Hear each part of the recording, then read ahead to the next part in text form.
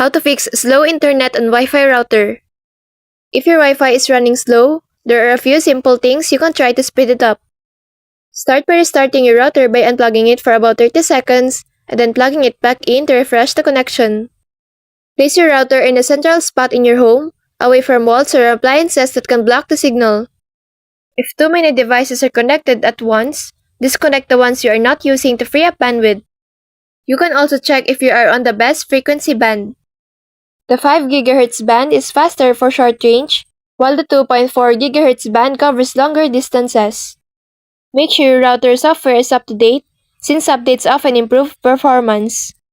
Finally, run a quick speed test to check if the issue is with your internet provider, and if things are still slow, you might need to upgrade your plan or your router. And that's how you can fix the slow internet on your Wi-Fi router. So that's all for this video. I hope this helps. Thank you.